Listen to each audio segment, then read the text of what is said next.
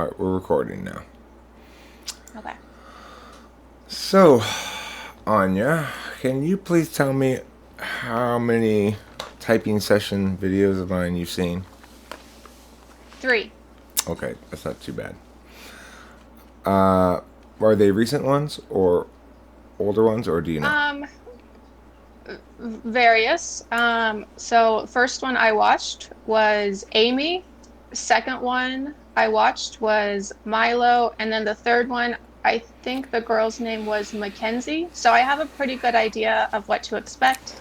Um, so I guess I'm like really prepared. Okay, that's fine. So let me try. Given the fact that you've watched some recent ones, let me see what I want to do here. Okay. Talk to me about somebody you know in your life as though you were describing them in a book as a character.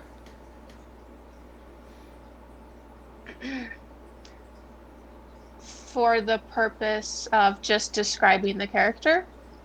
Right. So let's Hmm. say let's say a newspaper called you and said, "We need to write a quick paragraph summing up meow meow meow a person in your life that you know personally." Hmm. Can Hmm. but we Hmm. don't. Can you please tell me what I should put down about this person for this newspaper Okay. article? Okay. Like, are they sassy? Are they bold? Tell me all about them. This specific person is a conundrum. They they seem to be very well put together, but the more you get to know them, they don't seem put together at all. And they seem like they have a lot of answers, but then they have too many answers at the same time. They're also incredibly handsome, and I think that they use that to charm a lot of times, and they can get their way a lot just by being so incredibly handsome. You can look at them and be like, okay, yeah, I agree with whatever you say. Again, until you get to know them, and then Okay. you can know that they're BSing or they don't know what they're talking about. So, do you know how this person feels about you?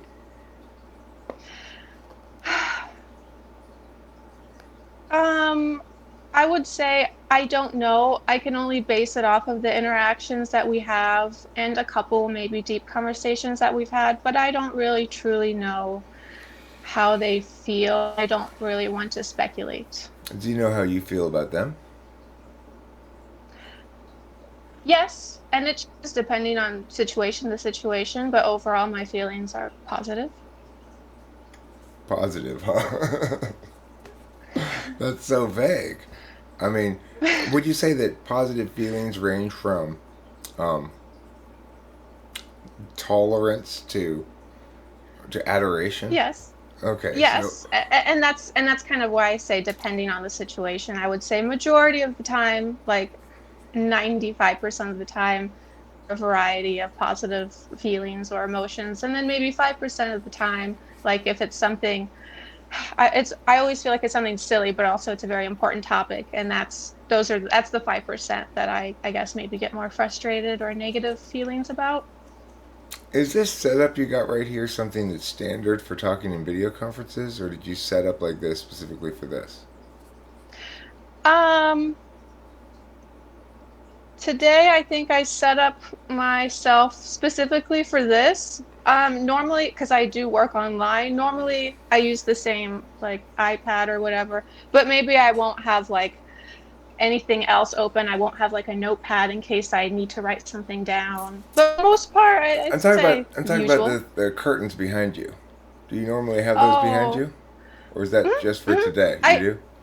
I move around the curtains behind, like sometimes this is not my normal spot. Normally I might be like sitting on a sofa. I like the curtains. Yeah. It looks cool. It kind of looks like a old barn wall that's painted Ah, white. It's got this kind of uh-huh. grain to it that almost looks like wood boards. Yeah, I see Anyway, that. um, okay. So You mentioned you work online. Does your work online require you to engage a lot with other people, or are you like sort of given a task, then you go do it in isolation and then return with the results? No, I work a lot with other people face to face. Do you prefer that? Is that by choice? It's a choice because it's a business I created and a career that I created. In a perfect world, I wouldn't have to interact with anyone at all. But in the realistic world, it doesn't really work that way. So the way I have it set up is I am at least in complete control of my interactions with people, and I get to choose who I interact with, and I kind of get to tell them what to do because they're seeking out a very specific service. Okay.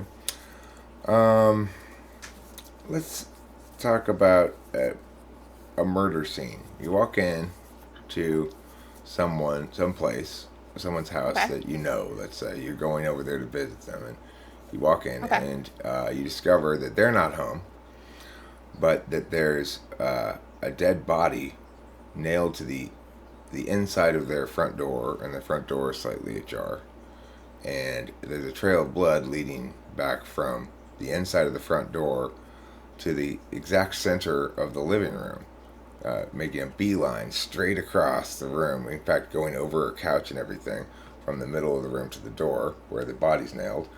And then there's a mechanical dog that's going yip yip yip yip yip, and then doing a flip yip yip yip yip yip, doing a Hmm. flip in a circle around the center of the blood spot there. What happened? Now, the thing is, there's no particular right answer to this, but I want you to Hmm. generate some sort of scenario that incorporates the elements that I've told you that would explain it. Well, there are so many potential variables. With such little evidence and not looking at other things, the the mechanical dog doesn't really make sense. I would say maybe it's like a decoy, a A decoy. red I'm not sure if herring? that's the right word. Maybe it'd be something to throw you off the trail. Like, why is that there? Maybe to, yeah.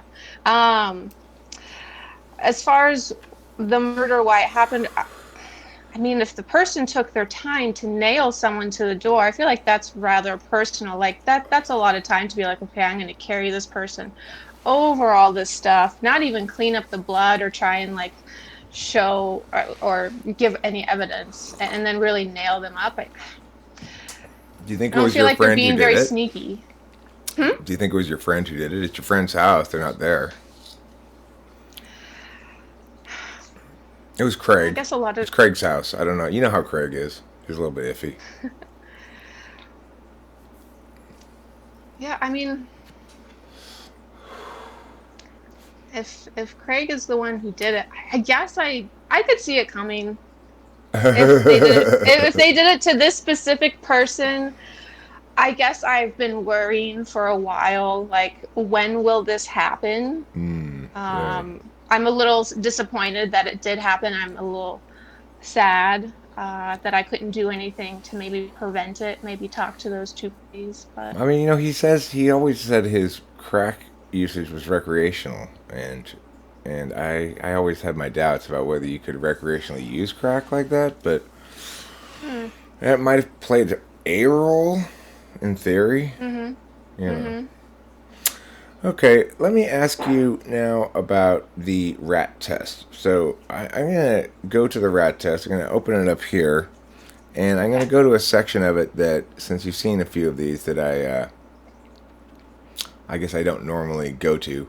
If you recognize the rat questions, then go to I'll ones tell that you you. don't recognize. Mm-hmm, mm-hmm. Okay, do you watch Attack on Titan?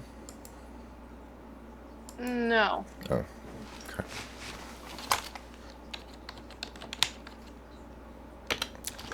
It's really good.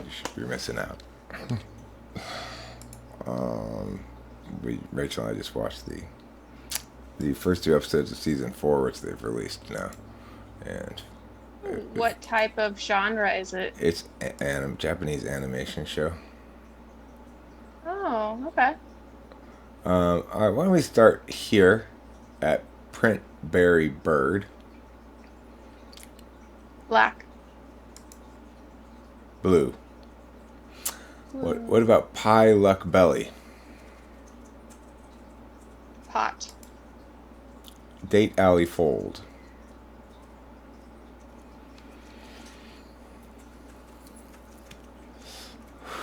Skip. Opera Hand Dish.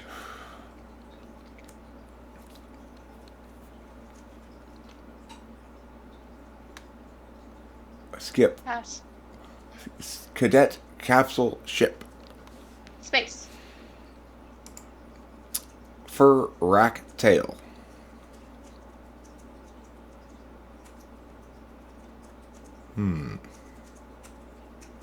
Rat? No, doesn't make sense. Coat? Coat. Oh, you're right. Coat rack. Okay, Stick Maker Point. Let's see.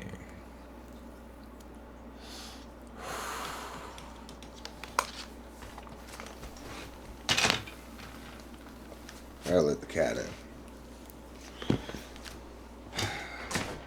Come on, in and out, kitty. Oh, you want some food, huh? You want some edible food to eat with your kitty mouth? That's so adorable. Oh, I gave it to Pete. Rachel, she likes to eat kitty food with a kitty mouth. Oh, Morale, you Oh, love Daddy. Morale. Yes, and Daddy loves you. What a wonder kitty friend. Morale.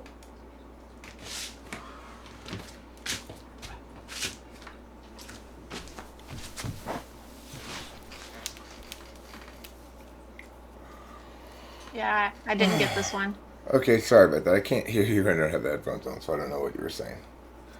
Oh, I was just saying I can't figure this one out. Oh, okay. How about Hound Pressure Shot? This is a match. Okay.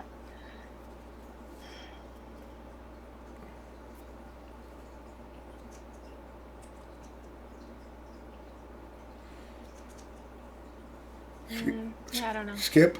Foxman Peep. Skip.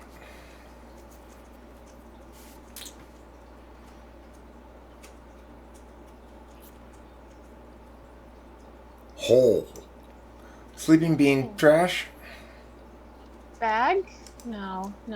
Oh, Yes. yeah? Really? Dust. Sleeping bag. Dust Okay. Cereal Fish. Bowl? Light Birthday Stick.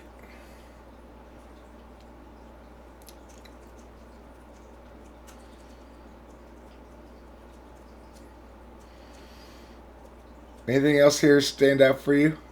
Sort of go down real quick. Food Forward Break. Shine Beam Struck. Fast food, fast forward, fast break. Peach, Moonshine, moonbeam, moonstruck. Peach Arm Tar. Water Mine Shaker. Palm Shoe House. Basket 8 Snow. Wheel Hand Shopping. Any of those? Not instantly, no. Okay. Take a look at them. Homebound, seabound, bedbound? No, maybe not.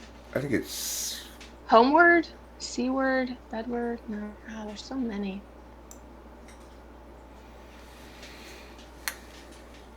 Okay.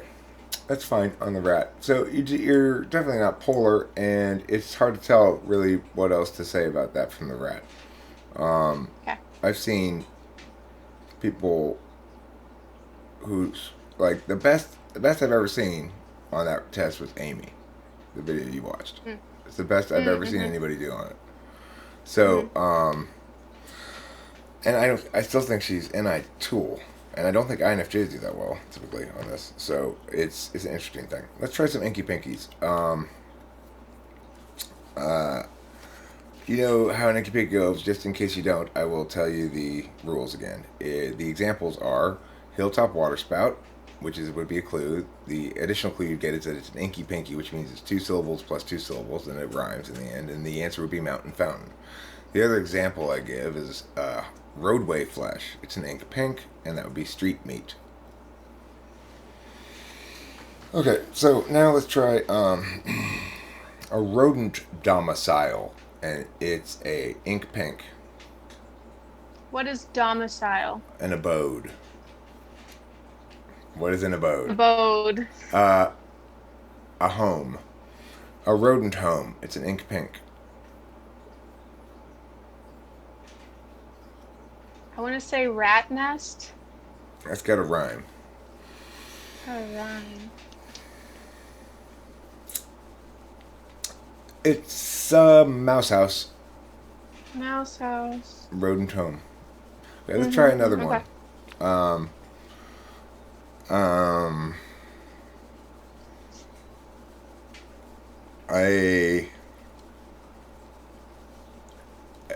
A profound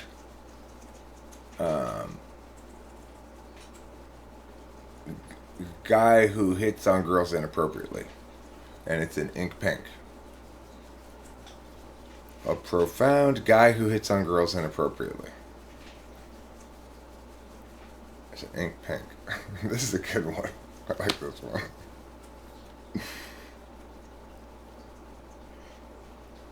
Oh?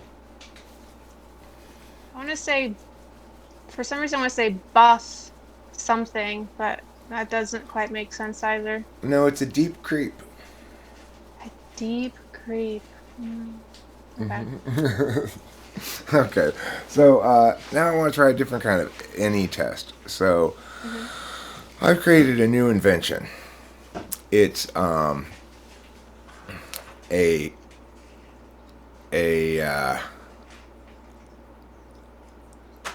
it's a smokeless ashtray with a coffee creamer dispenser attached to it. And I need to come up with a snappy nickname, to market my product with, instead of just calling it coffee creamer dispenser with coffee stir attached to it. With smokeless ashtray attached to it. So can you help me come up with a good name for it to market it? Smokeless ashtray attached to a coffee creamer. Coffee cream dispenser. Coffee cream dispenser. So you can add more cream to your coffee while you're concurrently smoking somewhere where you shouldn't be smoking.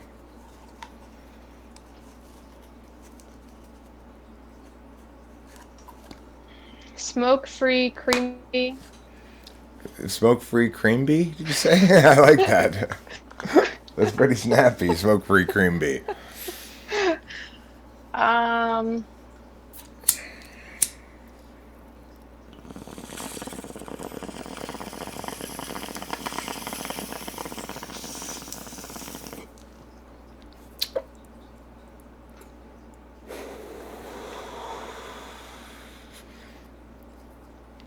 Okay, let me ask a different kind of question here.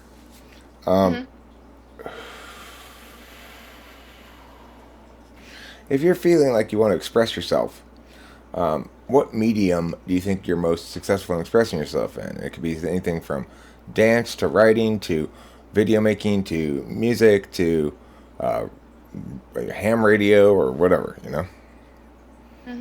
You look like a ham radio person.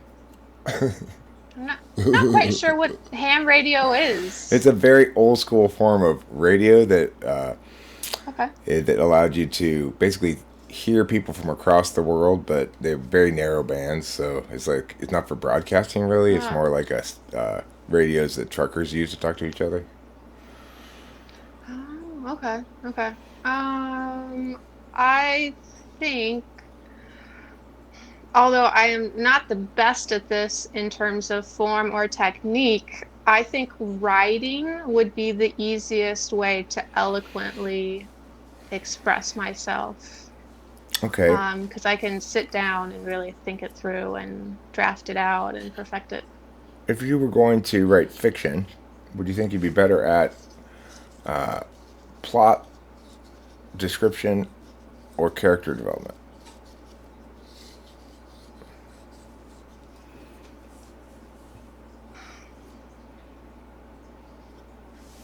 Probably plot description would be way easier. Okay. Do you think that differentiating between the characters would give you trouble? Like, for example, would all the characters end up talking the same or sounding the same or being kind of similar people? Or do you think you understand, like, what?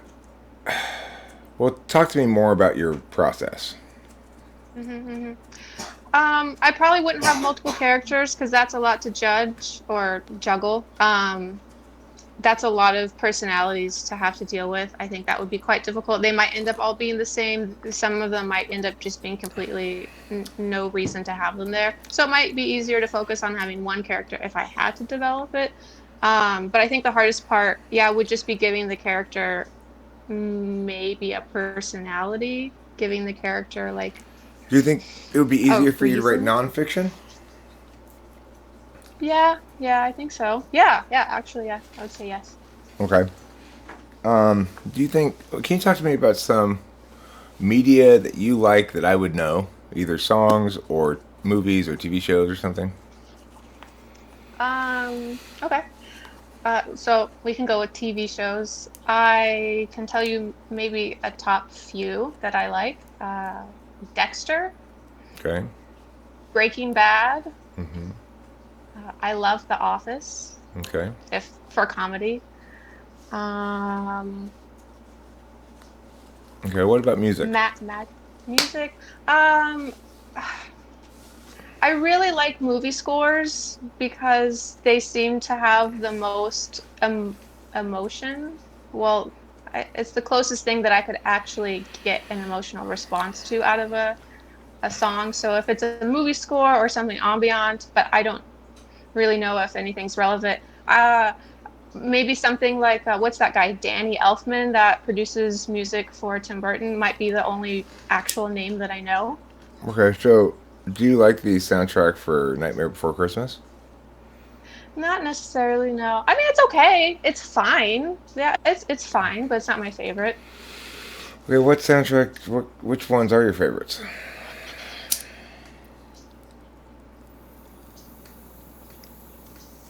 Beetlejuice has some pretty good ones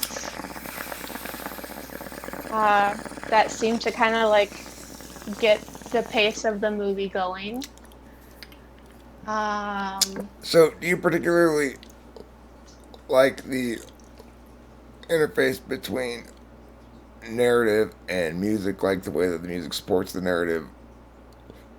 I think it definitely gives you an emotional response. I wouldn't say I necessarily like it more or less, but it definitely adds to the movie. I do not like scary movies. If there's going to be a scary scene coming up, I will absolutely not watch it, or I will completely turn off the music so I can bear the scene because it's like too much. Excuse me. Um, okay. So, uh, how are you feeling right now? Neutral, slightly nervous, much less nervous than beforehand, but pretty neutral. I guess I'm feeling very curious about what's happening next. Okay. Um, so let's plan a bank robbery. So you're issued with some a mask, some gloves, some Hmm. spray paint, and you know the following things: that the guards are on duty from um, 9 a.m. to 9 p.m., and then they're not on duty 9 p.m. to 9 a.m. But the bank's open 24 hours. There's one camera and one teller. Hmm. Hmm. Now, make a plan to rob the bank, step by step.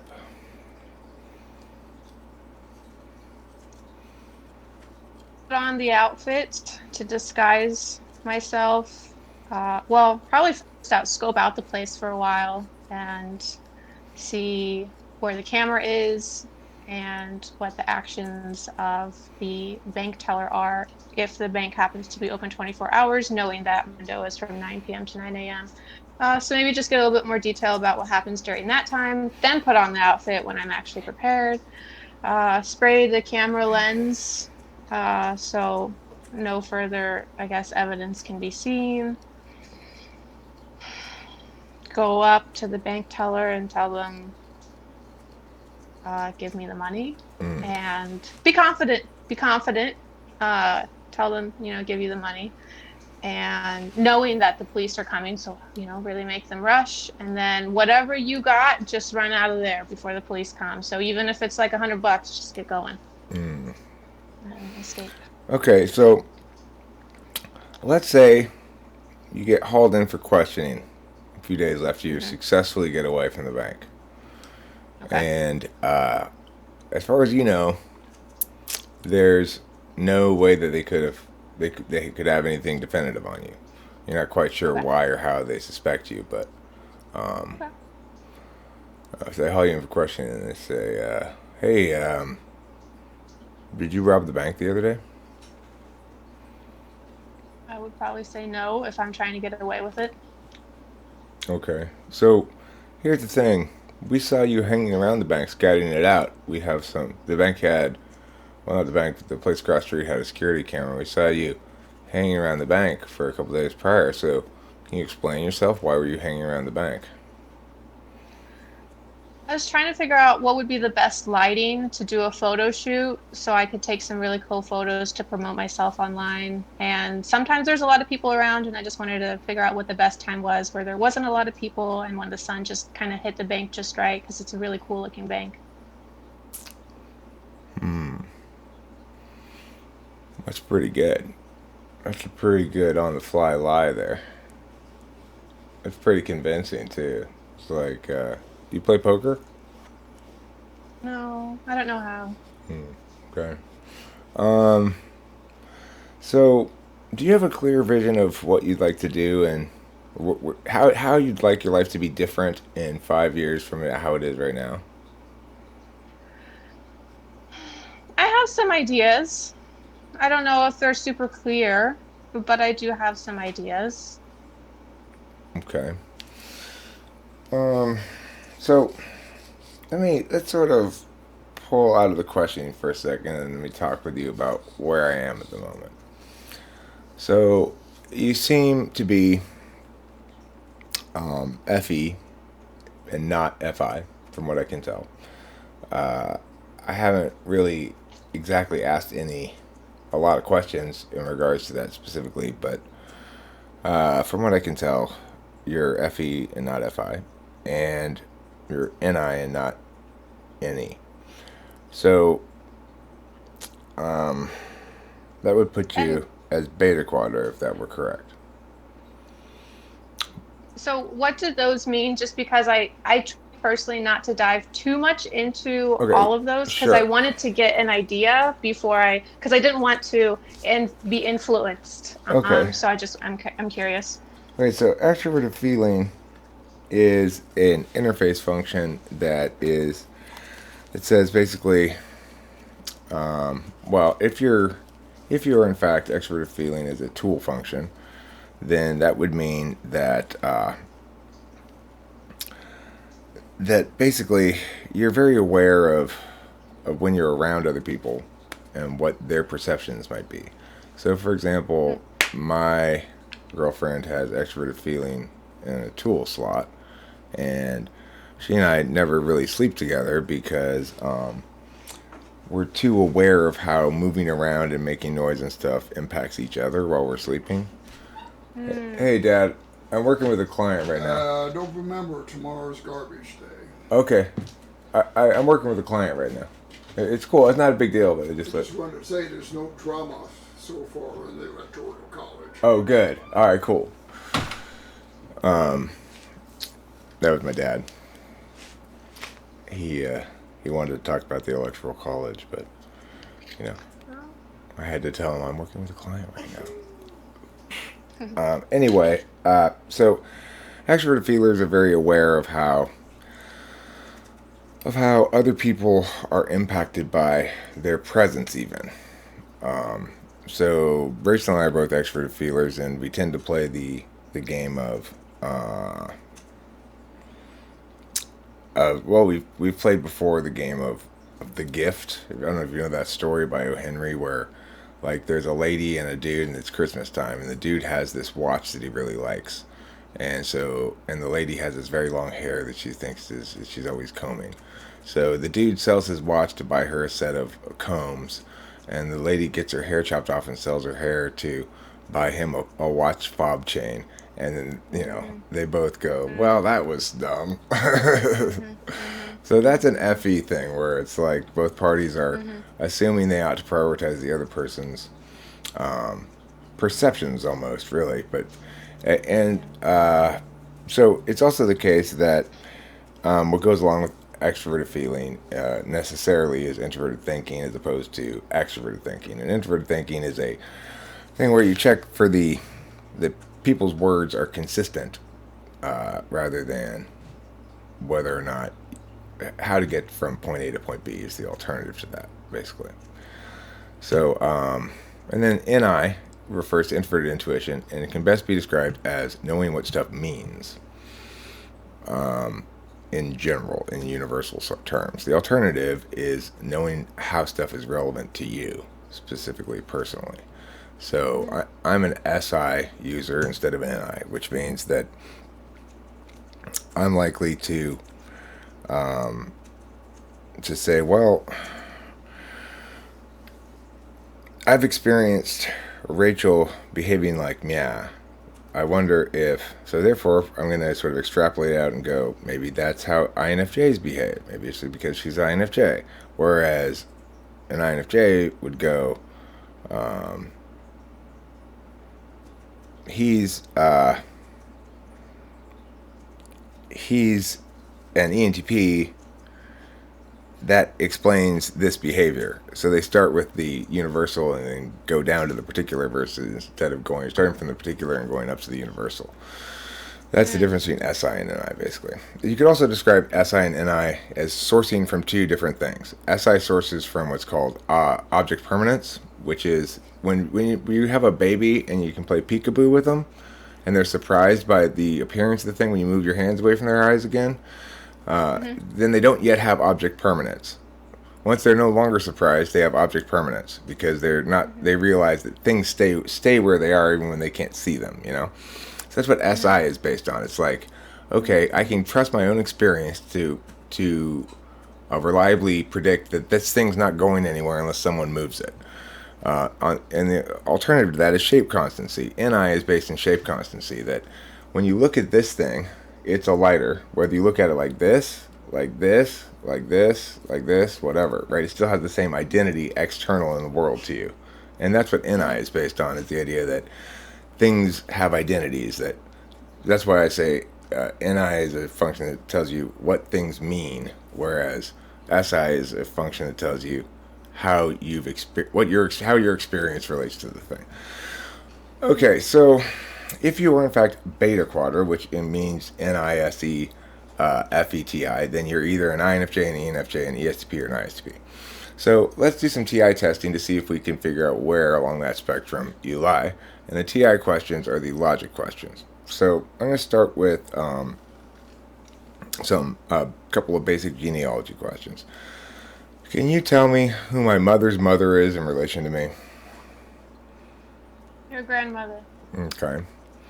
And who's my mother's sister's husband in relation to me? Your uncle. Mm-hmm. And who is my maternal grandmother's husband's wife's son-in-law in relation to me? Maternal grandmother's husband's wife's son-in-law. Only son-in-law in relation to me. Well, without overthinking it, my first answer would be your brother-in-law. No, it's my father. My mother's husband's wife is my grandmother's only son-in-law. My grandmother on my mother's side's only son-in-law is my dad. Okay, let me try a different kind of question.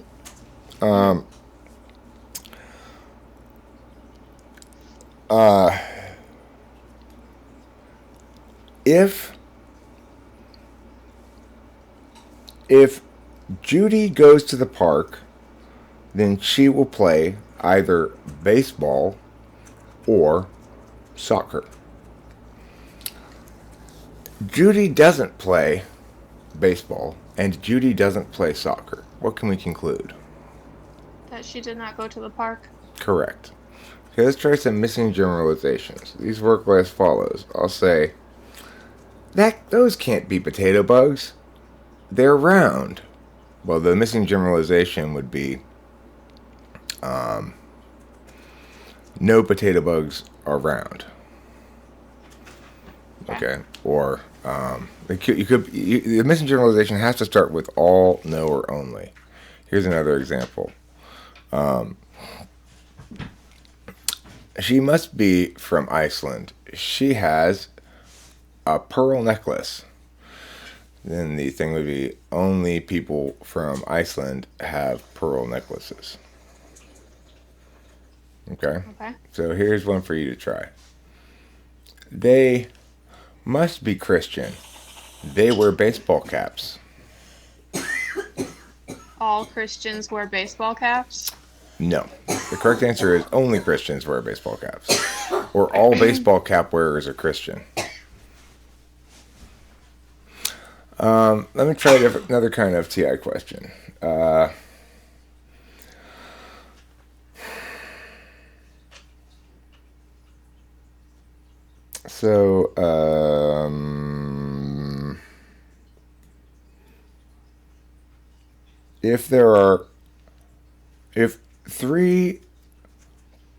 If three karambas make up a shekel, and 2 shekels comprise a grapefruit box, how many karambas are in a grapefruit box? 6. Okay.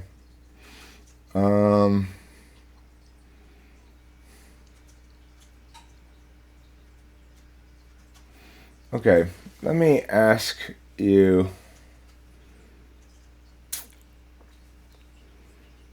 Let me ask you some SI questions now.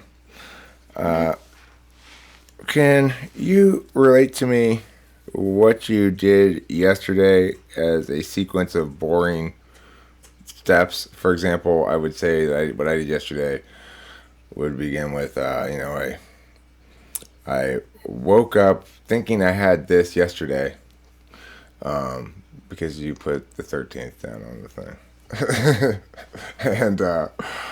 and then going, okay, I guess it must be tomorrow, like Isaiah said, and then I watched a bunch of anime, and then I eventually ate a burrito, and then I don't even remember and then I worked with Chloe yesterday, and after that, we watched some more anime, and then I live streamed, and finally I had some snacks, and I didn't really eat enough yesterday. That's what I want you to do about your yesterday. Okay. Woke up, stared at my phone for a minute, got ready for the day, went for a drive in my car like I do every morning, decided randomly to pick up some pizza from Sbarro's, got a pizza, went home, ate the pizza, watched some TV, trained, did some fitness training, then continued to kind of sit around, did a little bit of work, then went to the grocery store with my boyfriend, and then came back home and fell asleep. Okay. Okay, so interesting. So when you, let's say you have a dispute with your boyfriend and you're thinking about it. It's like he's done something that annoys you. Okay. Okay. How's your thinking about that go? Walk me It's an through. incredibly long process of many days to justify if this feeling is even worth talking about, because I have to figure out, is it like even rational? Is my feeling and reaction to this like, is it normal? Is it something worth making a big issue over? How often has this happened? If it's like a first time occurrence, it's never happened before, then I'll mull it over for a while and do nothing about it. If it's something that's repeated a few times, and maybe I will hint a little bit about how I feel about it, like, hey, it makes me feel like this. And if nothing is really done about it, and it happens a few more times, then it's usually a really large buildup over a matter of possibly months, and then I will explode, and that's when I kind of say what I want to say, but a lot of times I'll rehearse first because I do not want to say something that could compromise the relationship. I don't want to necessarily be negative. I just want to state the facts and how they relate to me, and why they make me feel that way, and why I don't want them to make me feel that way. And I might even propose a couple options. And if those options still are not met, if the thing happens again, then I'll go into complete silence mode and I might not talk to him. I think the longest time in reality this has happened is maybe we lived together and me just ignoring him for 2 straight weeks. Just being very silent because I don't know what to do. I don't know what to say. I feel like I've done as much as I possibly can, and it's just not getting through. So I'm trying to think of many other ways of how can I communicate this issue better? How can I say it better? Is there something else I need to do? So just trying to figure that out. So would you say you err on the side of communicating too subtly in general? No, no, no. I feel like I'm very direct when I do communicate. Like if it's gotten to the point where I'm like, okay, this is a habit or a thing that I don't like, and I want you to know about it because it actually is affecting me in a way that's not good for either of us. But I don't think I'm too subtle. I think when I do say what I feel, I'm very direct. I just try to also be careful with how I say it, because there's a lot of sensitive people out in the world, and they can really mistake how you say things, and that can be even more frustrating. Okay. So, are you concerned at all about in this process about why he did whatever it is that annoyed you, or whether or not that represents a larger whole that means you can't be with him, or are you just thinking, how can I get him to stop this behavior, without worrying about why he's that way, or what it means larger, or what? Initially, I don't look at it as too big of a picture in terms of why is he this way, until it progresses. And then once it gets to that point where I'm actually starting to think about saying something, that's when I start to think like, uh, why? Like if I've said how I feel about it and the problem continues, then that's when I start to ask like, okay, well, what is bringing this about? What in his life has caused this? And a lot of times I feel like, well, it wouldn't make me feel this way if this happened in my life. Like, why is it happening to you? Why are you taking it like this and doing these actions as a result of that situation? Especially because he is such a logical thinker, but he is way more feeling than I am, and it's quite confusing because what attracts me to him is his logic, but then there's this like sensitivity that I respect, but I just don't understand. It's very difficult for me to relate because I'm like, well, this happens because it's normal. This happens because it's life. Like, you get over it, you move on. Like, it shouldn't stop you from, Okay, I when you guess, say he's living. logical, do you mean he's he does things in an intelligent way, or do you mean he makes good arguments? Um, both. Both. I don't think he makes great arguments because he has a lot of great arguments, but maybe he will not stick to one. Like, or maybe let's say ideas instead, because we don't argue enough for me to actually have an example. Like if we're trying to build a cabinet, he will research for an entire year on how to build one cabinet. And I'm thinking, you have more research than the person that's actually building cabinets. You've gone through every single possibility of what you can do. He could build a cabinet in 10,000 different ways, but he still won't do it. And I'm thinking, like, what's the problem? Why can't you get motivated? Why can't you just do it? You've got the information. And he still kind of doubts himself. So he has a lot of information, super logical. I think he's very, very smart, but I don't think he like actually puts it into action. He just gathers all this data and does absolutely nothing with it, I guess. So I Okay. like that he's smart in that way. Okay, cool. Um, do you have strong political opinions, or would you consider yourself apolitical, or something in between?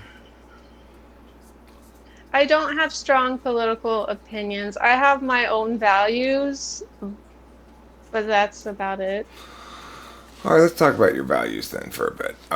Can you talk to me? I'm going to ask questions where I ask you to compare two values. What I'm asking is when they're in conflict. So, for example, novelty uh, or singularity would be an example of two values. For singularity, you could say relevance as well. So, are you more satisfied with a single clear answer or with a new and interesting answer when they conflict, when you can't have both? So that what do you think about that one? Am I satisfied with one clear answer versus a new perspective answer? I guess I'm more interested in the new perspective and to find out Okay. like more about it. But if it doesn't make sense, then I'll go to the other one that has already like been set in stone and clear and obvious. Okay. If somebody has angered you enough that you have said like I'm not going to deal with this person anymore, Hmm. what line have they most likely crossed?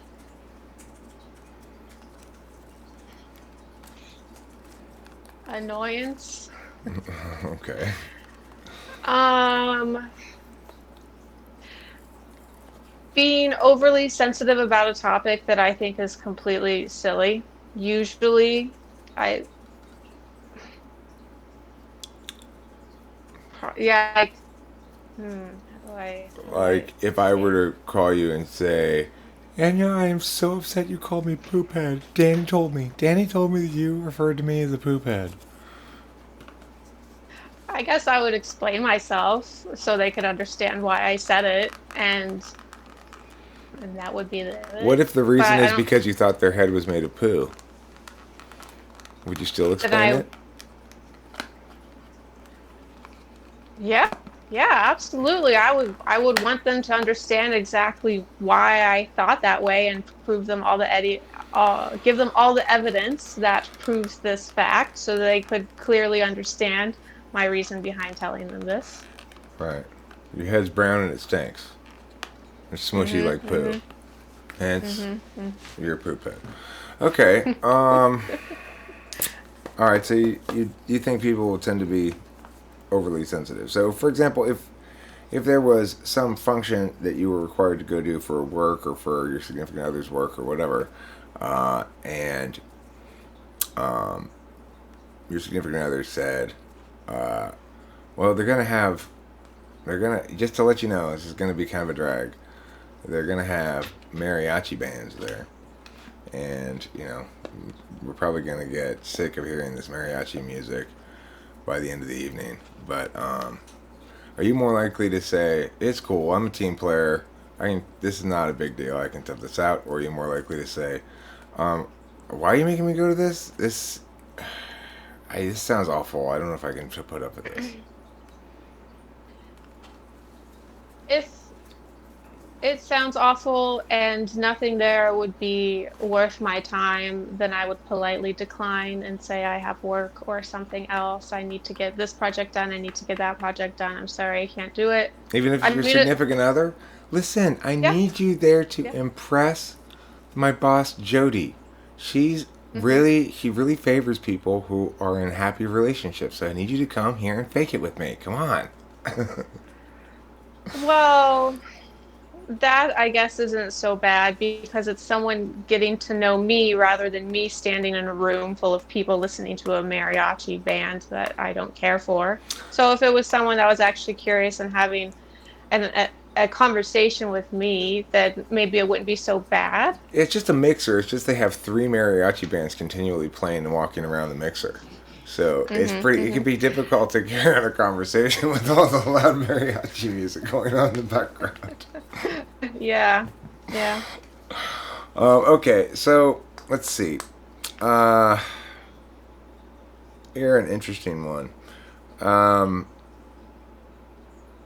Okay, can you give me some justifications for why you might, on a given occasion, say at business, for example, all right, that's enough. I demand a refund, and or I'm never coming back here again. What's a scenario in which you'd end up create one about whatever kind of business you wanted, dry cleaners or jewelers or whatever, in which that would result in that is realistic.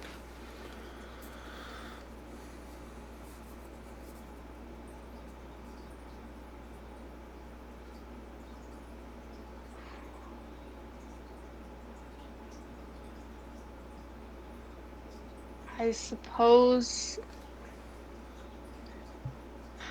I wouldn't do that though. Not ever? If someone wrongs me, I just take it. I move on. I never go back to that person or place of establishment business if it's a business like I guess that's my fault for picking that product and believing in that person. Like Okay, I so should learn from what's a this. scenario in which you think that but don't say it? Um, okay. Let's say I took a fitness lesson from someone and I put in like 6 months worth of my time to really dedicate myself to them and try to understand what they're saying. And the entire time, I'm also recording myself to see what I see versus what they see in this fitness thing. And I see so many problems with like my form or whatever, and so many things that could be improved. But the entire time, that person is saying, "You're doing such a great job. You're so amazing," and all these like fluffy things, but they're not telling me like, "Hey, Anya, why didn't you straighten your knee?" or "Your leg was crooked over here." They didn't tell me the thing that I'm trying to actually be good at, but I can clearly see it. It's very obvious. And then after those 6 months, I'm not going to tell them, "Hey, you're a really shitty coach. You're not telling me what I need to help me improve," even though I've hinted to you exactly what I want and what I'm looking for multiple times. So I won't tell them that. I'll just say, "Oh, I'm busy." Okay. I'll just leave and I won't come back. Sure. So I guess that gotcha. would be the closest. Rachel, can you help me? Yeah. Okay, cool. I'm going to ask Rachel to chat with you for a bit, if you don't mind. Sure. Yeah. Get her thoughts on this. Anything you'd like me to? Okay, so I don't, she's Effie Tool, I think. I don't know whether she's ISFJ or INFJ. I'm not really sure. But anyway, I've got her muted right here, so she can't hear us, I think. So I'll unmute this right now, okay? I don't know what to ask. And just ask her about what she thinks about libraries first. Okay. Just as a starting question. I don't know. Hi, Anya. Can you hear me? Yes. Okay. I like your hair color, by the way. I noticed it. Yeah, it's a great shade of like purple pink. It's great. Thank you. So did Eric ask you to recall your day, your morning routine? Yeah, I did. Uh, Why don't you ask her about he asked me astrology to or recall something? I didn't ask her yesterday. about astrology, tarot, any of those kind of things. She's into those. I didn't ask any about that. Okay. Okay, so I'm sorry. He told me that you did answer those questions already. So are you into anything esoteric or like occult like astrology or okay. I mean, I'm fascinated by stars in the universe, but like astrology, I mean, I don't know much about it, I guess. I'm curious, but I'm not really. Eh. Okay, so do you so that sounds like even like astrology, you like the more practical side of it, which would be more of like the astronomy part of it. Yes, yeah, but if you're talking about horoscopes and zodiacs, no, Yeah, not at all. so no tarot readings, nothing like that. Okay. No, What far away from it. do you use YouTube at all for and if you do, what do you what kind of videos do you like? Um, I don't use YouTube often. Actually, I just recently started watching some stuff on it, and it's only been in relation to typing. And this has been within the past month. Normally, YouTube I don't go on. I don't really watch. My sister has a YouTube channel. I've watched two of her videos just for support, but other than that, no, not really. Okay. How are you with recalling events from your past that really, like happy moments? Are you able to describe them in detail, or do you kind of give more of a general, yeah, it was fun? So, like, say, like, for example, do you have any, can you recall a special birthday of yours where someone stood out? No? Mm-mm. How are you with daily tasks like doing the dishes and laundry and those sort of things? If I'm living by myself and I only have to take care of my own stuff, I'm incredibly on top of it. I use things minimally, so I don't have to do a lot of, like, for instance, dishes, I'll just use one plate, maybe, and I never really have to do much more. If it's my own life, I mean, that's simple. Living with someone else, if we're mixing our stuff together, I kind of just prefer they do it because, well, at least in the current situation, because I feel like I have more important things to do and they just have so much more time. So it makes more sense for those tasks to be delegated to the person with more free time. That makes sense. How is your sleep schedule? Do you like to stay on a routine with your sleep schedule? Are you, here, let me just No, plug. no. Oh, yeah, Yeah, put the I'll other put this headphones in. on. Okay, cool. We got two sets of headphones. That's not very good TE on my part. Are you likely to do something like that? Not realize you got a second set of headphones and just sort of do something in a dumb way? Not that I can think of. I mean, maybe. Sorry, I'm like untangling. Do you break stuff a lot? As an adult, no. As a child, I feel like I was breaking things often. My mom even used to make fun of me, and she bought me a T-shirt that says "I break things." But as an adult, no, I do not break things. Do you know Bef- where all your objects are? yes. Okay. All right. So, what were your response? What were you gonna say about the sleeping and eating stuff?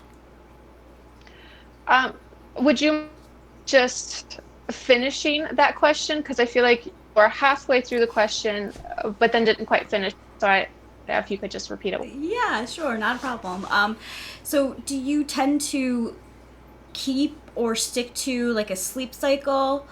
Or do you sleep more like random times?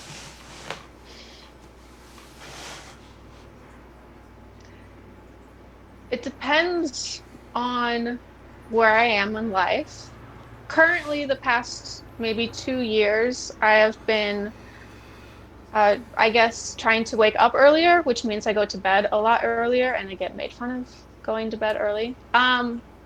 Even looking back at it, I was kind of forced to go to bed early. So maybe it's more of a habit that my body has decided, hey, this is how it's going to be. And when I have stayed up late in the past, if it's by my own choice, it's not such a problem. But if it's forced, like if I go work at the nightclub and perform and I have to my shift starts at 10:30, then probably around 6 o'clock I'm already exhausted even thinking about, oh my God, I have to be awake at 10:30 and be physical. So Norm, I would say probably I prefer routine, but I also would like to have the option of do whatever I want, instead of being completely conforming to someone else's schedule. Okay. Um, and do you let yourself get too hungry and then realize, oh, I'm starving? Or do you hold your pee for too long and realize, oh, I'm going to pop? Or do you keep track of that stuff? I If I'm really busy, then yeah, I would definitely hold going to the bathroom. That's pretty common. Same thing with food. Yeah, I get to pretty often, I guess, in the mornings, I get to that time, all of a sudden it's afternoon, and I'm like, I can just feel it. It's not, and it's like at the end, it's like the threat. You got to eat now, or else something's going to happen. So it's a huge buildup until it's incredibly obvious. Same thing with the whole bathroom situation. So yeah, I would say I wait till the, I guess, end for those things. Um, would you say that you're actually more extroverted than people perceive you, or actually more introverted than people perceive you? I think that I'm introverted, but I work very hard to be extroverted and I work very hard to try and feel people out because I have to with my job. Um, and I have to be presentable with my line of work and I have to like be personable at the same time, otherwise I won't have work. Um, so I think I'm introverted, especially since my work wears me down quite a bit, although I enjoy what I do. But people might think that I'm extroverted because I know how to act like an extrovert. I know more or less the rules of the game of socializing. I just most of the time don't want to because it's not very valuable unless I'm in control of it. Okay. Okay. Oh man, I had a question. What do you value more, social grace or fairness? Probably fairness. Yeah, definitely. What do you think about are you more religious, non-religious, or spiritual? I'm not religious. Um, Even though I grew up very religious, if I can't see it, I mean, how can I really believe? But at the same time, just in case, I'm going to be a very good person and do the best that I can as a living being, just in case there is some kind of higher power. Spirituality wise, I understand why people are into it, but it's not me. Okay. Um, if you if you were forced at in theology land at gunpoint to pick a modality, would you rather be forced to meditate or pray?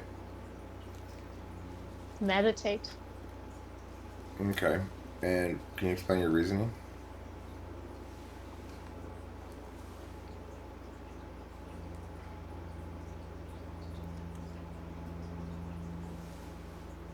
Hmm. Worst association with the word prayer?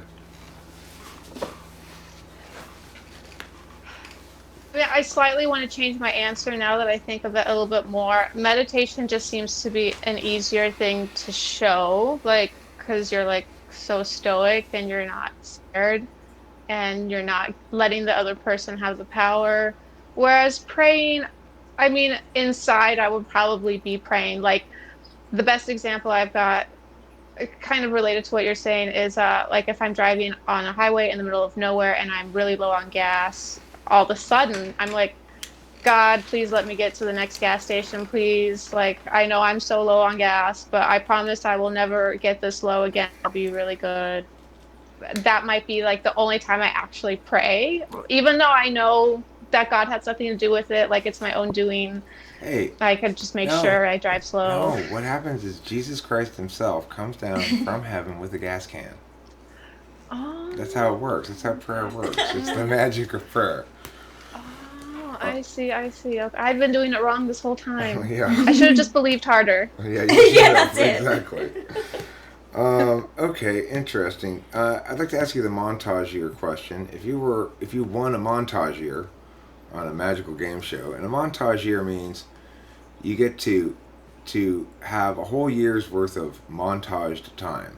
So you could break it up into, you want to spend the whole year, for example, learning how to play the cello, and then that would take 3 minutes. Because the montage always takes the length of one song. Or you Hmm. could break Hmm. it up into like 10 songs each of a month, or 12 songs each of a month. How would you spend your Hmm. montage year of extra year of time that you don't have to actually do yourself, but get to have all the benefits of spending it? Is there a limit as to how many I can do? No, you just have a year's worth of time to spend. So you could do Hmm. Hmm. 365. You could do more than 365 even. Hmm. But it has to just be one topic. Like I can't be like, I would do this, this, No, this, and no, this, no. and You this, and can do this. this, and I this. can't. But Okay. it's a Okay. matter Okay. of, you have Okay. to keep in mind how much, like, if you're going to say, Hmm. I'm going to Hmm. Hmm. become an Olympic pole vaulter, well, you probably have to spend the whole year and you still might not be successful at it. It depends. You got to factor in your own realistic abilities. Oh, realism. Okay, that makes more sense. Okay, okay. Well, if we're going realistically, what my potential would be in a year condensed down into a couple minutes. I would probably want to get as proficient as I can in law so I can understand it better for my business. I would also want to learn more about physics. Again, in relation to my business, I would want to learn maybe more also about psychology, again, relating more to my business and life, just more as a life skill, all of these. Um, I would like to focus more on my fitness training, my little corner of the world, so that I can improve, even if it's just a little bit. So maybe learn some more skills that I can pass on to my clients. Um, hmm, Do you give them what dietary else? advice? No. I could, but no, I kind of think that's a little silly sometimes, so no, I don't. Okay. All right. Rachel, do you have any last questions or thoughts before we start talking about what I think your type is? The only thoughts that I have is that I feel like you are high in SI, but I could be wrong. What are you thinking? Okay, so I mean, the thing is, uh, everything suggests FE tool and TI Mm. third, which would be ISFJ or INFJ. You look beta quadra, um, and there's a lot of stuff that would suggest that your NI is somewhat more proficient than your NE. Um, but that could easily enough be explained by fourth slot NE uh, and eighth slot NI, which would be ISFJ. Or it could be explained by uh, potentially fifth slot NE and dominant NI. I get a lot of conflicting answers from you. So the stuff about eating and holding your pee and all that kind of stuff, that's very much consistent with somebody who's eighth slot SI. your justifications for things seem to link back to your experience a lot, which is suggestive of ISFJ. So I'm having some difficulty distinguishing here between the two with you. And I mean, I suspect you are. Well, do you cook for your significant other? No. Nope. I have a culinary degree too, but I do not use it. I don't use it. I just did it so I could get out of high school my last 2 years. It was like an option. But no, I hate cooking. I absolutely hate cooking. Okay. I would prefer to eat out and order. So do you eat like fast food a lot? No, I mean, maybe I'll get like a healthy fast food thing, like a burrito, like something that's like healthy, not French fries. But mostly I order sushi. That is like the thing. If I prefer to go out, I prefer to go get sushi. If I'm going to order food, I'm going to order sushi. I see. Do you enjoy shows like Downton Abbey, where people dress up in old-timey clothes and my lord and my lady each other? I have not seen that specific show. I mean, I've seen parts of it and it didn't seem very interesting, but other shows very, very incredibly similar to it and that time period, I'm incredibly fascinated by, but I would not want to live in it based on the way people treated each other back then and how things were health-wise and whatnot. I think that would be a very rough time period to be a part of. Do you watch those shows though? Period pieces, what you might call? Not lately. Again, it just depends on what part of life. And if you had asked me this when I was 19, I'd say, hell yeah, I totally love this kind of stuff. And I would have watched it for maybe 3 years. Right now, I'm hardcore into murder mystery. And that's been a kick for like the past 2 years, I think. Okay. So I kind of obsess over one thing until I find something new and then I obsess over it. So do you like those shows like Real Life Murder? And then, they talk about how the case is solved and stuff? Yeah, that's what I'm currently obsessing with. Okay. What do you think about shows like The Real Housewives and things like that? No, so not into it. So boring, waste of time. They're not even doing anything interesting. Okay. But that's just my opinion. I know some people like that, so I don't Well, want that's to consistent make people with. feel bad. It's just another consistent thing with second slot FE instead of dominant. I think you're an ISFJ. I do too. Okay. What did you think when you came into this typing session that you were? Or did you have any opinion about it? So I kind of wanted to find out because I've taken the test so many times. Because the first time I tested, I did get ISFJ. And I read about it and I tried to dive into it as much as I could and what kind of careers would be good for an ISFJ. Like I wanted to learn as much as possible. And there was just a lot of things that I felt were not me. I was like, no, I completely disagree with this, and this. Like, I would never do any of these things. I don't feel this way. I can pretend. That's very easy, but internally, I don't like it. So then the next, like, 1,000 times I tested as, I want to say it was INTJ was the next ones. So it wasn't until the fourth time I took the test and I took different variations and just do it on like only 16 personalities. I tried to do many. And it was the fourth time that it took me an entire like hour and a half to do it because I really wanted to say the right answers instead of just going off of how I felt at the time, because I might feel one way and answer one way during that test, and the next day maybe I am in a more worse mood or I'm in a happier mood and I answer differently. So the hour and a half situation, I had to sit there and really think about what situation could apply to this question, how could I sway it. Sometimes I would ask myself multiple situations, which would make the question even more confusing. So I think those tests are quite difficult because I find myself answering how I feel in the moment, which really changes the results. But majority of the rest of the ones just kept telling me INTJ. And the INTJs that I look at, I do relate to quite a bit, but there are some things that I'm like, Well, I don't really think I'm that cold, but maybe it's because I know how to act and be sociable.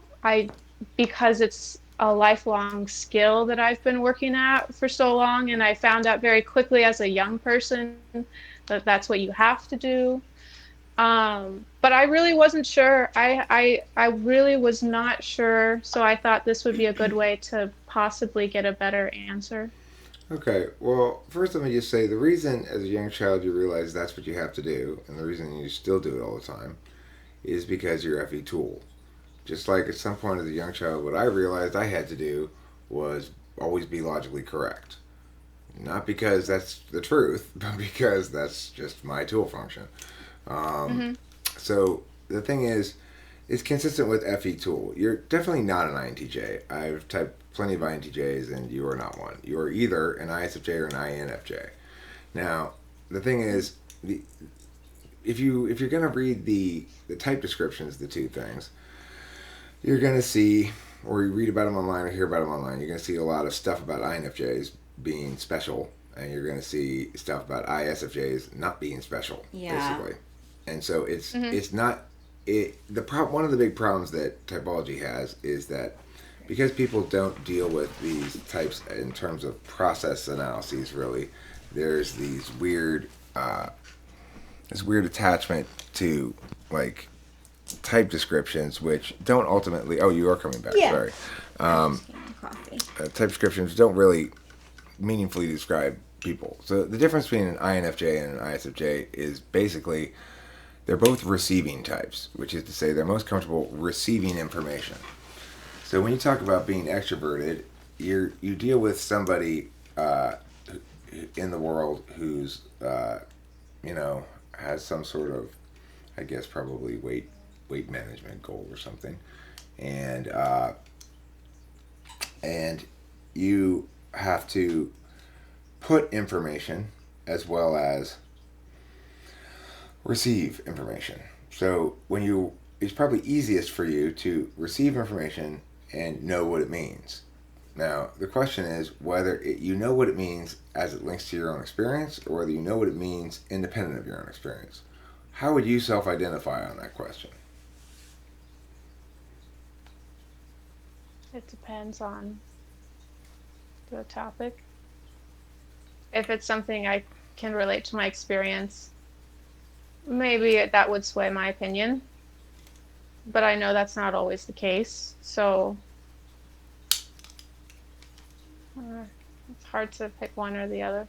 Um, I guess a lot of times I will base it off my experience unless there's been some data that proves that there could be um, another answer that was experienced differently by someone else. So I would kind of just continue pulling not only from my experience but other people's to give the product. Okay. I mean, the thing is, of course, one of the things that makes this challenging is that both types are relatively effective at both functions. The difference is going to be where you don't like to be pushed on more in part. So, Rachel, if I were to try to kind of tell her, uh, no, don't go to sleep yet, or or you need to eat now, or you need to eat more, or stuff like that. Try to get on her about her SI, or critique her for failing to manage her eating well enough, or something. That would cause her to become very um, annoyed at me. If I were to say also like, you're not good enough at coming up with examples of things, that would annoy her a great deal.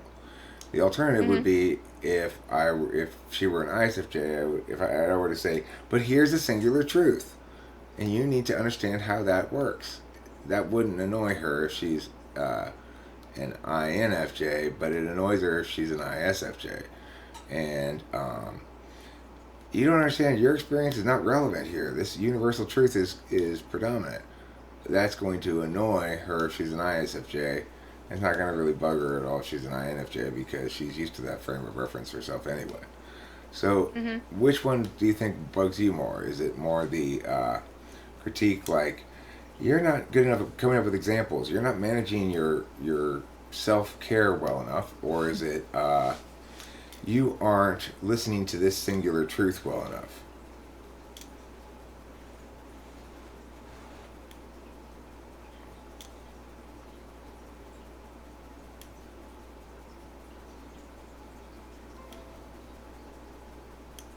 What would bother me more?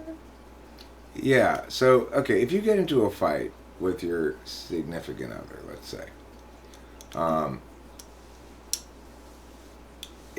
does, I mean, how important is it for you to have all the words work out, so to speak? Hi, yeah, I'm still with this client. Huh?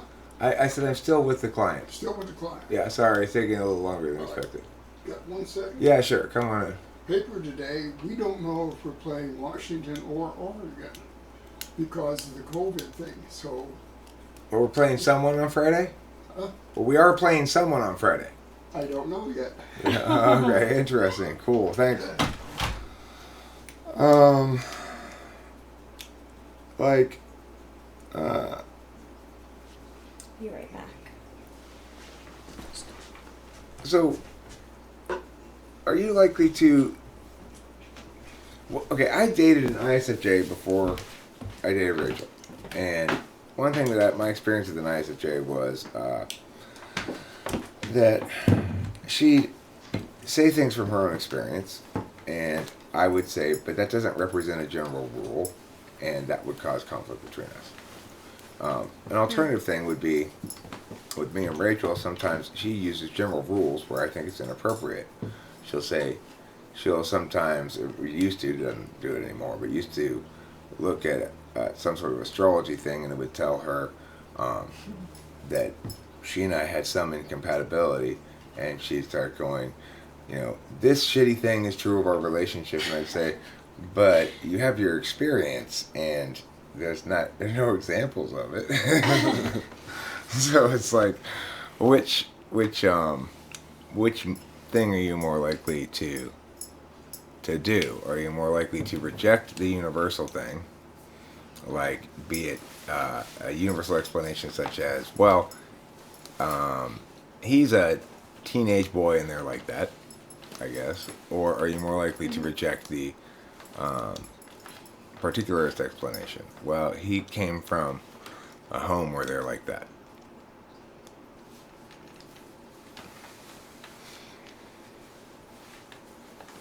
Oh man, it just depends so much on the situation, though.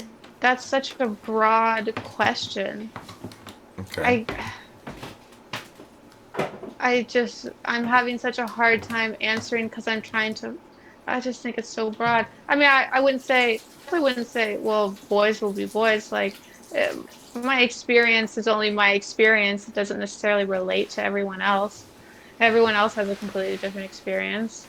So I just have to try and understand that other person's experience, even if I might not feel like it's, I guess, unless they can justify why their experience is important or why these other experiences are important. Um,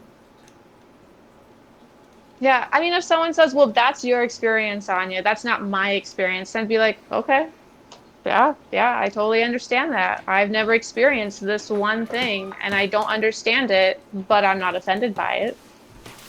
Okay. Does that kind of answer? I'm not really sure. I mean, it's suggestive of, I guess I would say SI, because you're answering it with a frame of reference that's that discusses that links back to experience consistently. But I'm not quite sure because it's okay. So, for example, are you more likely to be told, but that's not representative of a larger whole? Or are you more likely to be told, but this isn't an example of that larger whole?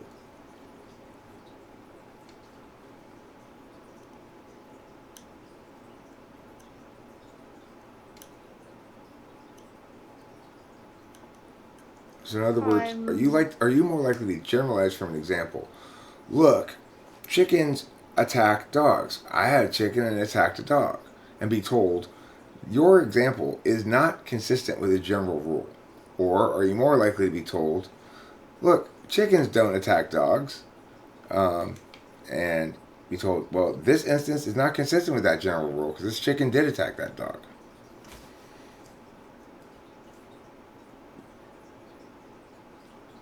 probably the second one. Probably the second one. Probably the second one. Okay. I mean, you are a challenge. Frankly, I sorry. think you're ISFJ. That's gonna be probably my official typing of you here, but I don't feel super confident about it. You could be INFJ. You look more Beta Quadra than you do Alpha Quadra. I don't interact with you like I do an ISFJ really. I interact with you more like I would interact with. Well, it's hard to say. Actually, I don't know, but there's a lot of things about you that seem contrary to typical understandings of ISFJs. But I would say that by a pure process analysis thing, then I'd conclude you're an ISFJ to the best of my ability to analyze your processes. I think you're knowing more from your experience than from a universalist perspective, but you seem to be kind of difficult to distinguish. I'm not sure why. What about the rat test? Did you try that? Yeah, I would say, she did. I don't know. She probably did less well than you, I guess.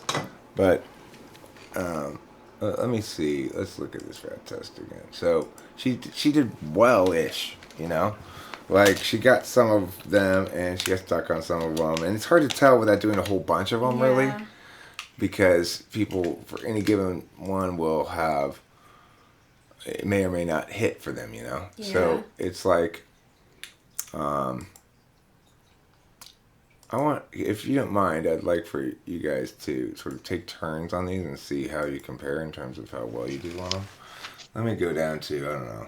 These ones at the bottom are terrible, though. So, well, let's go to here. All right, Anya, blood, music, cheese. And Rachel, manners, round, tennis. Or both these two. So both you guys think about these two and see which ones you get.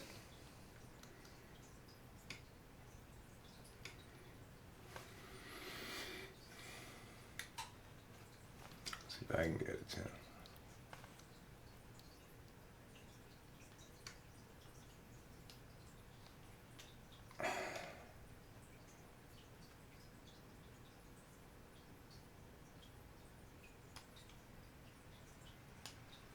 I have no idea for either of those.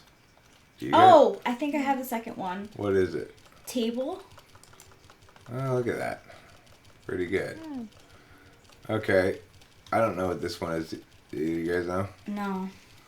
Blood, music, cheese. It's blue. Blue blood. Blue music. That's not really a term. That's not. Yeah. And blue cheese. Okay, so how about these next two? Off trumpet, atomic, or plain credit report? Credit. Nope, not credit. Card. Card playing. Credit card. Credit report. Okay. Yep. Either of you guys get this one? Off trumpet, atomic? Let me see.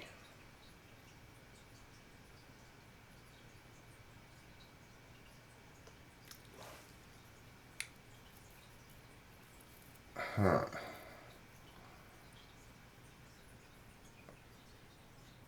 I have no idea. Me neither. Blast? Trumpet blast? Huh. Blast off. Okay. Yeah, that's. Atomic blast. I don't know about Yeah. trumpet blast though. Rabbit, cloud, horse, or room, blood, salts?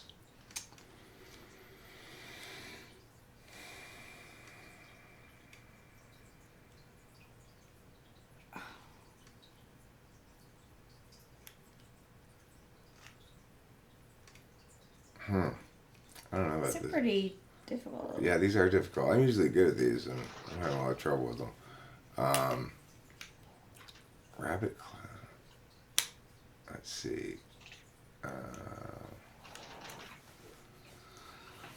I don't know. White rabbit, white cloud, and white house. Oh yeah, okay. Well, white cloud. It was Bath. It was bad. Okay. Okay, so I mean, we're all having trouble with these Yeah. mediums. It's hard to distinguish, right? Let me go back to some easy ones here and see how do you do on these ones right here. Anya, falling actor dust. It says it's easy. I don't necessarily trust their renderings of these. Star. Okay, how about this one, Anya? Broken clear eye.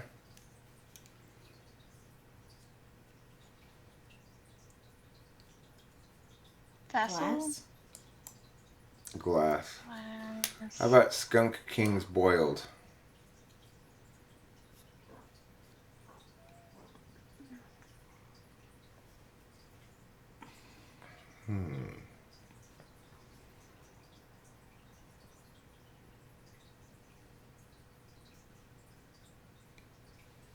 I have no idea. No. Do you know? Cabbage. Cabbage? King's cabbage? What's Kings? skunk cabbage? I That's have not no a idea. thing. I don't know. All right, how about No way. widow bite monkey? Spider. Spider, yeah. How about base complex sheep? Or bass, base or bass.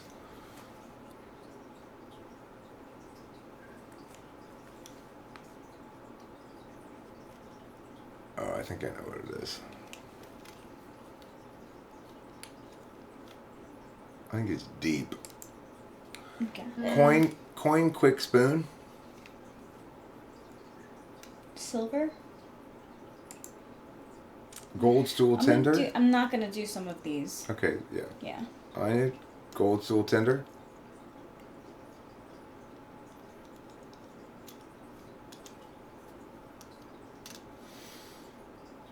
I know what it is. Do you know? Okay. Bar. Yeah, bar is correct. Time hair Oh. stretch. Time hair stretch. Bar? No. No.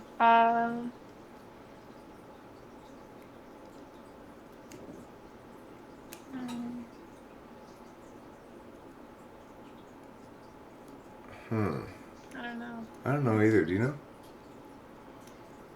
All I can think is Mark.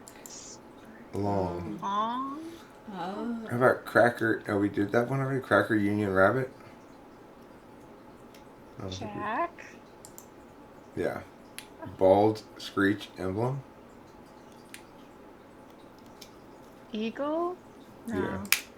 Yeah, that's right. Oh yeah. Mm-hmm. Oh. Okay, well, the bottom line is it's hard to use this to distinguish. You know, okay, so anyway, here's my conclusions. My NI conclusion is that you are an ISFJ. My SI conclusion is that you are an INFJ. Which is to say, from my experience, you act a lot more like Rachel than you do Kimberly, or my mom, or my friend Dave Porter, who are all ISFJs. And based on that, you would be an INFJ. But based on the tests, you edge out NI with SI by a little bit. So if I were going to be really strictly applying my process analyses, I would call you an ISFJ. But I nevertheless actually think I'm going to go with my experience here and say, I think you're an INFJ. I just don't think you're an ISFJ. You just don't seem like one. You, I don't know. I think you're an INFJ. That's the one that I've tested. It seems to almost be 50-50 depending on how I'm feeling when I'm taking the test, answering those questions. Like it might be a difference of like 48% versus like 52. Between So it's INFJ and what? IS and IS. Okay. Yeah. Yeah, I think you're probably an INFJ. I'm gonna go with that, but it's unfortunate because the last couple of people I've struggled with, they've been some challenging people. I like to be more definitive and certain in my answers than this, but yeah, I'm gonna go INFJ, and I will also tell you that if you watch some of my videos on INFJs, and there's videos on ISFJs I have too, because I've dated both of them, so I've made plenty of videos on both, and see what you think. And if you have any questions, like, okay, well, meow, if I'm an INFJ, then why meow? Or if I'm an ISFJ, then why meow? And you send them to me in an email, then I will make a video about them, about your questions. Okay. Okay? And Okay, thanks. my last question is, are you okay with us publishing this video? Yeah, that's fine. If it helps others learn and maybe relate, that's fine. Okay, thank you. Cool. Yeah. All right.